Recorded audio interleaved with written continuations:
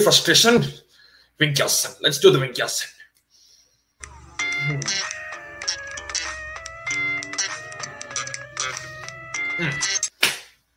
That's one way to calm down a bit of frustration that you have if you watched Chelsea play today against Southampton in an absolutely gutless performance. Is gutless the right word to say? I mean, it was more pathetic, it was embarrassing, it was disgusting. I mean, try to put as much as adjectives you can to put in this performance, or rather participation, because half of them didn't perform. Half of them don't deserve their wages. So I think participation is the right word for this. Yeah, let's get to the participation shambles in a minute. But before you do, please make sure to like this video. Make sure to subscribe to PB Talks. Make sure to hit the bell symbol to get any notifications when I put videos like this or go live. And yeah, let's get straight into it. So where do we start? We start with the lineup first. Again, back four. What's the point playing a back four when you have no midfield? And yeah, even otherwise, let's just get straight into this. So we had this lineup: Azpilicueta, Thiago Silva, Koulibaly, Cucurella playing in the back four, Loftus-Cheek, Jorginho, Mount, Havertz, Sterling, and Hakim Ziyech. Didn't play the first 3-4 games, and now he's suddenly given a start. Not sure what that was about. And Havertz started despite dropping stinkers. Mount started despite dropping stinkers. Jorginho is starting because Jorginho and Loftus-Cheek are starting because we have no midfield. Because Kante is injured. Gallagher was red carded. Billy Gilmore, I think he's anyways a bit rusty. So these two are the only options we have. Who else is there? I mean, this is one clear, glaring, visible problem that we have because Kante is now out for 4 weeks. Kovacic is just coming back from an injury.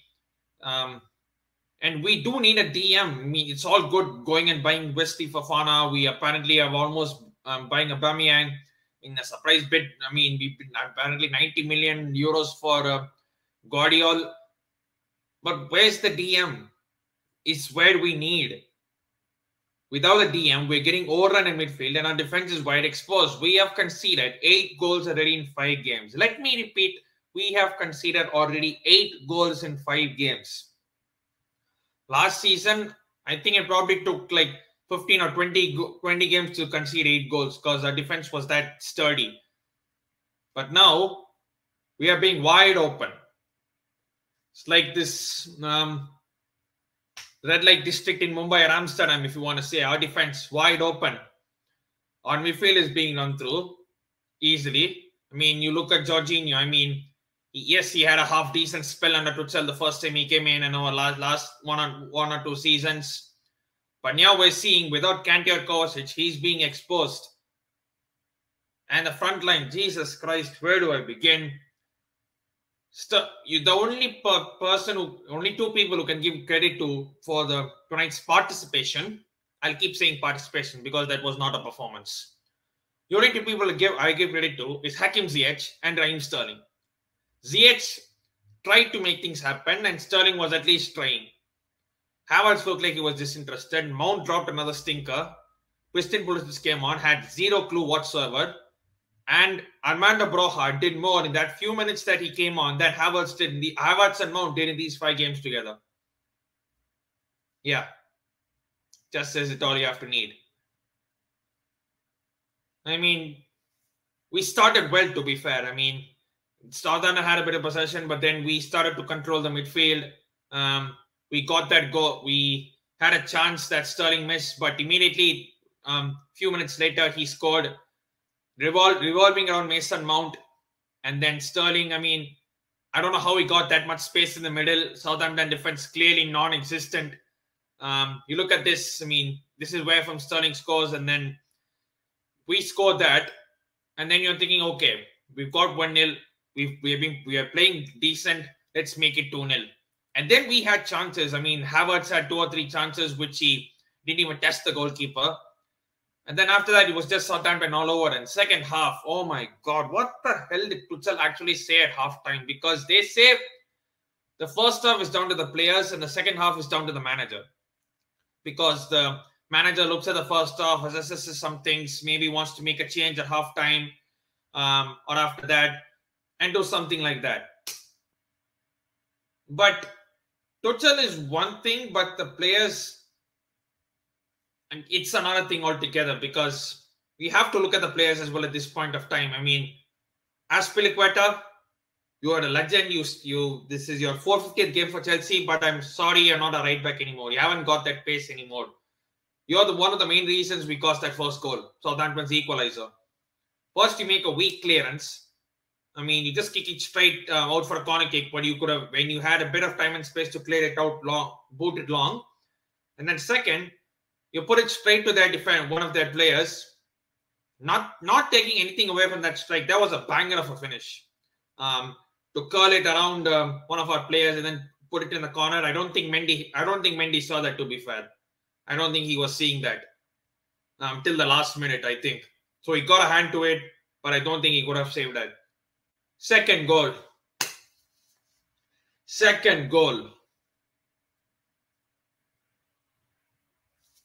From this position, just before halftime, you look to sort of play it out and say, okay, we'll go back at halftime 1-1, the second half we come out better team. But we lose the possession from here. Jorginho gets run past as if he's not even there. And then it gets past to that wide wing. And then you're like, okay, get in position, mark your defenders. Because you're not even taught in the Premier League, you're not even taught in the Championship, you're not even taught in under 16, under 15 level, you're taught at school level to mark your man when defending. Look at Armstrong, the goal scorer. After the cross comes in, he has a time to take a touch, take another touch, and then score past Mendy. How is he being allowed that much time and space in the middle? You look at that, he's completely free. And Azpilicueta, Koulibaly, and Thiago Silva are marking Che Adams. What's the point? How is not even one of you taking responsibility and marking Armstrong, who then goes on to score? And that is the worst time to concede. Just before halftime, it's 2-1. Now it's a different game altogether. Southampton's tails are up. They play better in the second half. We could hardly string even 2 or 3 passes together in that second half. Yes, we brought on Chilwell. Yes, we brought on Kovacic. Yes, we brought on Pulisic. I mean, might have stayed on the bench because he hardly did nothing. Kovacic at least made a half-decent effort. And then Southampton completely overran us in midfield and they were creating chances. I mean, Thiago Silva, where would we be without this guy? He literally had to make 2 or 3 goal line clearances for us not to lose more than 2-1. And then Cucurella had to get a block in I think it was Armstrong himself. He was free in the middle. He got a header in, but if Cucurella had made that block, it was 3-1. And then Armando Broja comes on and does more in that small spell what he came on. Then Havertz and Mount combined did it in this whole season. It was embarrassing. It was pathetic. And you look at even the transfer window and you're seeing, okay, we're signing players, but where's the DM? We need a DM. Kante, we know, is injury prone. Jorginho is probably going to be overplayed. Kovacic is injury prone. We need a DM. Instead of spending extra for one or two defenders, we might as well go to West Ham and say, here's 100 million, 120 million, give us Declan Rice. Because there is no way, if we pay the money that West Ham are asking, Declan Rice is coming to us. There is no doubts about it. He is a Chelsea Academy product. He loves Chelsea. He's friends with Mason Mount. He is coming here. There is no reason to say no.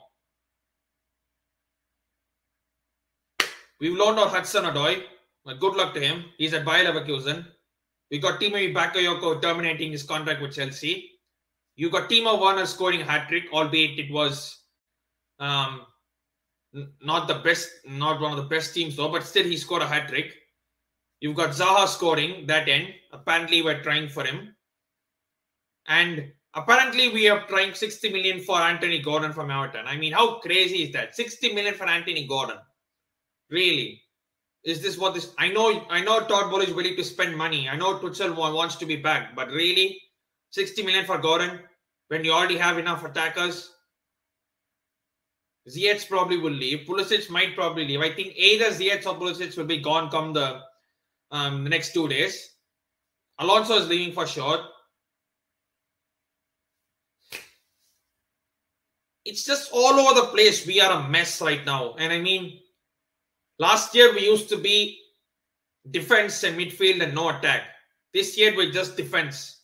There is no midfield, there is no attack, and we're getting run through and the defenders are getting exposed.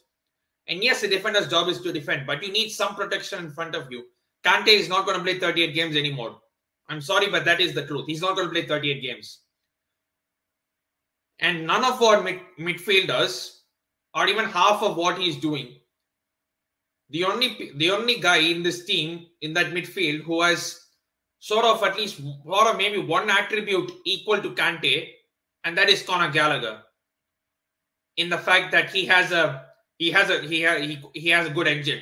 He can run for 90 minutes and not stop. But apart from that, he's not quicker than Kante. He's just not better than Kante. Simple as that. And then we got West Ham on Saturday. Great. They got their first win in the weekend after 3 successive losses. Not sure who they play afterwards. I have to check because they have a midweek game as well. There you go. They play Spurs tomorrow. And West Ham normally do well against Spurs. So say even if they get a draw of it, it'll be a good result for them.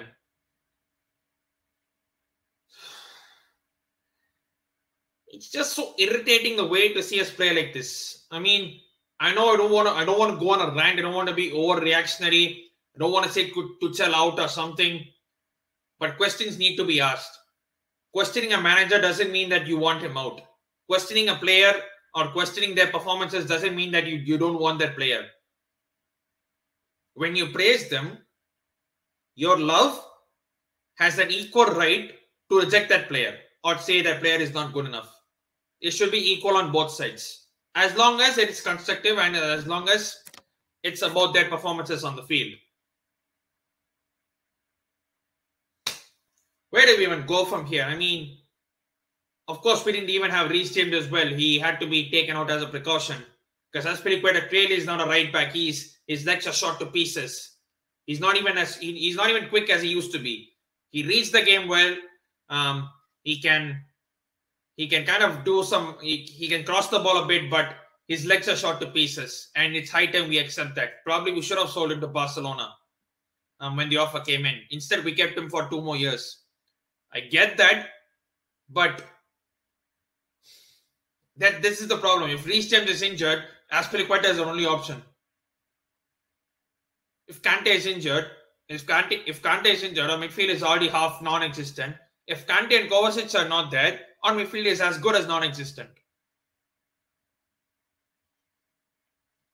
Guess it's enough of me ranting, and I mean, this is not rant per se. If I'm ranting, I'll go over the top and scream and probably disturb 200 or 300, 400 houses nearby because it's so quiet here. Yeah, we move on to West Ham and hope at least the Indian cricket team can give me some joy tomorrow. I think they will beat Hong Kong, given the way Asia Cup is moving mad, because Afghanistan have won 2 out of 2. So an upset can happen tomorrow, but I expect the Indian cricket team to do a job. And then we go on to West Ham. I'll probably do a watch along for Man United v Arsenal on Sunday. And is there any Premier League games on Monday? Let me check, because that Monday is a long weekend for me, and so I can possibly do maybe a watch along or 2. Let me check. Saturday, Sunday. No, there are no games on that Monday. So, but yeah, if you're new to this channel, make sure to like this video, make sure to subscribe, make sure to do all that good stuff, and pray that Chelsea somehow get a win against West Ham. Somehow we get Reece James and Kante back, and by some or the other miracle, I know Fofana is going to be done. Hopefully we do Aubameyang as well, or Zaha. But that's no good if you're not buying a DM. Because without Kante, the midfield is half existent. And yeah, so keep saying at the end of every single video, we are still in the midst of a pandemic. Make sure to stay safe. Wash them hands and take care, all of you. See you later.